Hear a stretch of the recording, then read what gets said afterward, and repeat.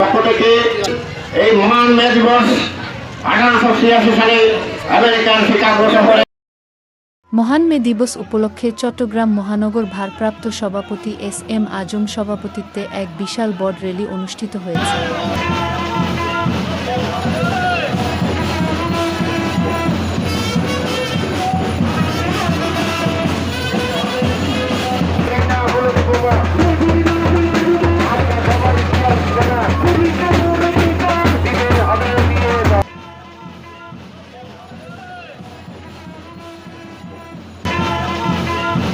গতকাল পহেলা মে দিবস উদযাপন উপলক্ষে চট্টগ্রাম মহানগর শ্রমিক দলের উদ্যোগে মহান মে দিবসের র্যালি ও আলোচনা সভা সংগঠনের সাবেক ভারপ্রাপ্ত সভাপতি জনাব এস.এম. আজিমের সভাপতিত্বে অনুষ্ঠিত সভায় উপস্থাপনা করেছেন মো. আরিফুর রহমান। প্রধান অতিথি হিসেবে উপস্থিত ছিলেন চট্টগ্রাম ৯ আসনের মাননীয় সংসদ জনাব আবু সুফিয়ান।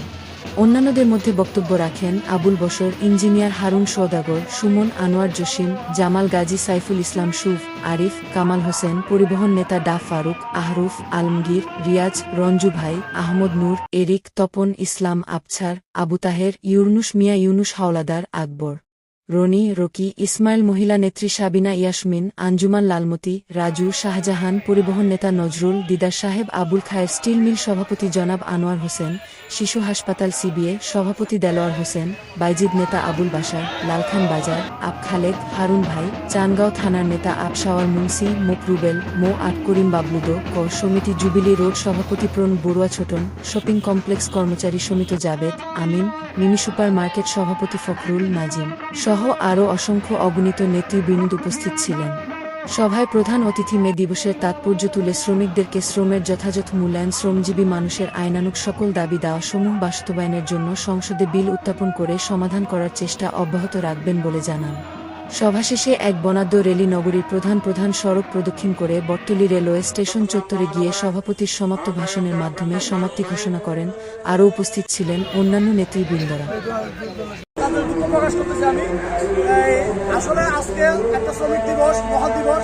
এই দিবসে আসলে অনেক কষ্টের বিনিময়ে এই দিবসটা শ্রমিকদের অধিকার আদায়ের জন্য আজ আমরা সড়ক পরিবহন শ্রমিক দলের পক্ষ থেকে এখানে উপস্থিত করেছি। বিশেষ করে প্রত্যেকটি থানা থেকে আমাদের লোকজন এসেছে, ওয়ার্ড থেকে এসেছে, বিভিন্ন বেসিক সংগঠন থেকে আমাদের লোকজন এসেছে। আমি চট্টগ্রাম মহানগর শ্রমিক দলের পক্ষ থেকে এই মহান মে দিবস 1886 সালে আমেরিকার শিকাগো শহরে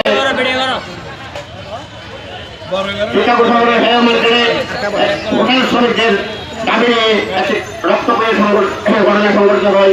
সেই ঘটনার সূত্র ধরে এক সময় শৃঙ্খলার মধ্যে মনে করে শ্রমিক কর্মচারীদেরকে কর্মে নিয়োজিত করা হতো।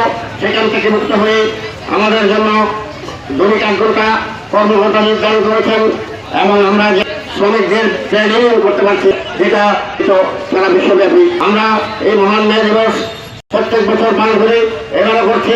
ইতিমধ্যে আপনারা জানেন বাংলাদেশে একটি গণতান্ত্রিক সরকার প্রতিষ্ঠিত হয়েছে।